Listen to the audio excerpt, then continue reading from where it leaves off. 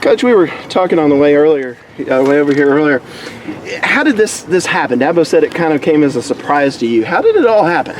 Well, me and my 12-year-old son Brody were driving home from baseball practice about 3 weeks ago and got a call on the phone. I looked down and it's Dabo, Coach Sweeney calling. Like, what in the world is he wanting? And picked up the phone and said, "Hey man, I've created a job. I want to bring you out here to up here to Clemson." I said, "What do you think?" I said, "Oh my goodness." I said, "Here, let me go home." I mean, I was just kind of speechless. He's like, "Are you interested?" I said, "I am definitely interested. Let me go home, talk to my wife Haley and my other son Spencer and Brody, and then I'll call you back." He said, "Well, you got some time. Just sit there, think about it, pray about it, and let me know." So that's kind of how it happened. Right in the middle of the week, like a Tuesday night, or Wednesday night is when it happened. So for people that don't understand, what will you be doing? Well, he's created a job called a senior defensive assistant, and I'll be working directly with the defensive staff.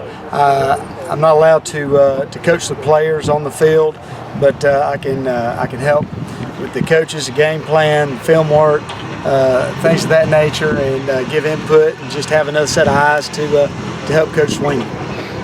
How special is it to be out there and be a part of this and have this be reality? It's really special. Dabo's a dear friend, and I've been close to him. We played together at Alabama, and I love him to death, and very thankful for this opportunity, that he's given me, and hoping that I can give something back and help him. How much have you kept in touch with your Grayson kids over the years, and how strange or surreal is it to be back with them? I follow them all the time. I mean, I love, that's why, as a coach, that's why you get into this business, is to hopefully impact and influence young people like the ones that I have here. I've got them all over the place playing, but it was really special watching them play in the ACC championship and then the national championship and the playoff, and with the success Wayne's had, just been really impressed with him. And then Ryan Carter working his way up the depth chart and making a contribution, and Nick Schuster as well. So it was really awesome seeing those guys. And when I walk in, they're like, "What in the world, Coach? What are you doing? What are you doing?" I'm like, "Hey, I couldn't get enough of you guys. I had to come back and coach you some more." So really excited to be back with them. You built Grayson. That's your baby. Yeah. So what makes you give up those Friday night lights? Yeah. And your baby to come and do this? Well, a man like Dabo Sweeney, who is just an incredible man, and he's built an incredible program, and I just wanted to be a part of something big like that. I mean, and it was very emotional and very hard to leave Grayson. Grayson's a special place. I mean, I bought the first football, built the stadium, built the field, built everything that's been there. It was just a patch of grass when I got there. So very emotional. 16 years of it, very emotional time, but excited to start something new, and excited to help my good friend. Have you had aspirations to be involved in college coaching? No, sir, I didn't have it. That was not necessarily one of my goals. It was something that I had. I've been praying. When you pray to God, you always want to know what he wants for you, and Jeremiah 29:11-14 talks about, "For I know the plans that I have for you, plans to prosper you, give you a future, not to harm you." And that was the verse that stuck out to me when he called, and I was excited about a change, and I thought that this would be a great opportunity. I love college football, and and always have. So I thought it'd be a great opportunity to do something different. Were the people at Grayson dumbfounded? What was their reaction? It was very shocked. They were very shocked at Grayson.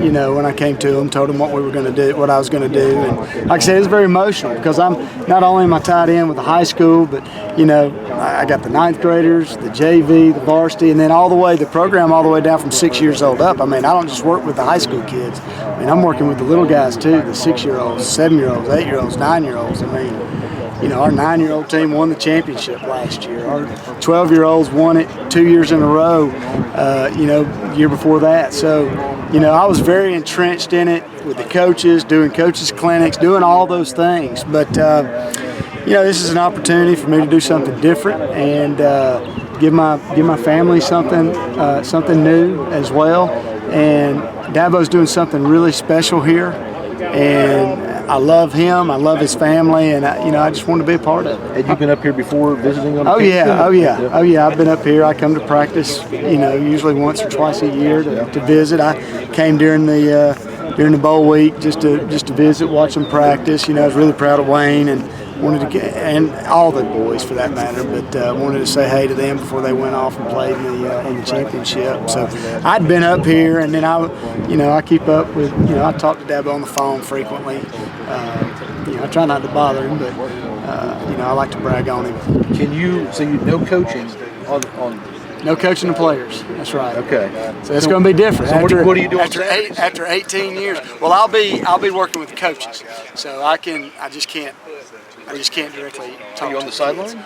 Yes, I can be on the sidelines. I can be at practices. I can be in the box. I can do all that stuff. I can help the coaches. I just can't directly go up to you as a player and say, hey, you got to do this in the backfield, or you got to go do this. I have to go tell the coach, hey, coach, tell him to do this. How much of a hand will you have in recruiting?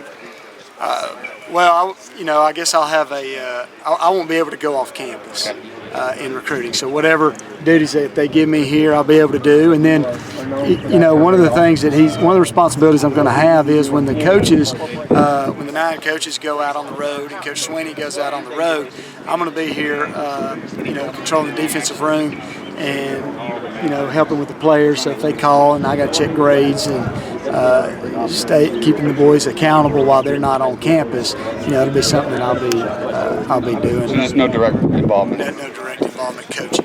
Will you do any recruiting from here? Probably Twitter and that's social media stuff, which I got to learn to do. So that's gonna be new for me. Player evaluation and that sort of thing. That's right. So I'll be watching film and I'm gonna help Coach Sweeney in this program any way I can to make them be a national championship team. That's my goal. Is this a growing trend for college programs to have an analyst?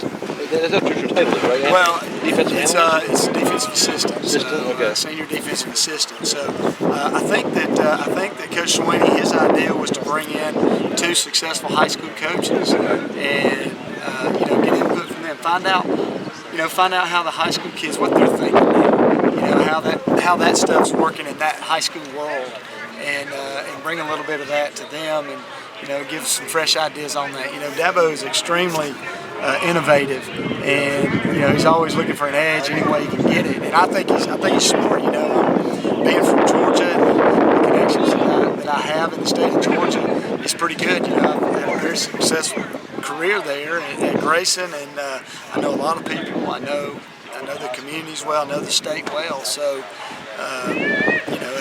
hopefully that'll be an advantage for Clemson. And you might have a pretty decent recruiting inroad at Grayson.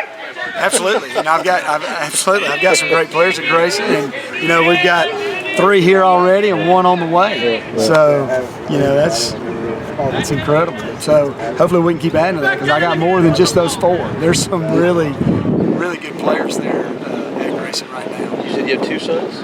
I do. I have a 12-year-old son, Brody, and a 9-year-old Spencer. So are they pretty excited about being here? Oh my goodness, they cannot wait. They've been. Thad Turnipseed, who's on staff, has a son here.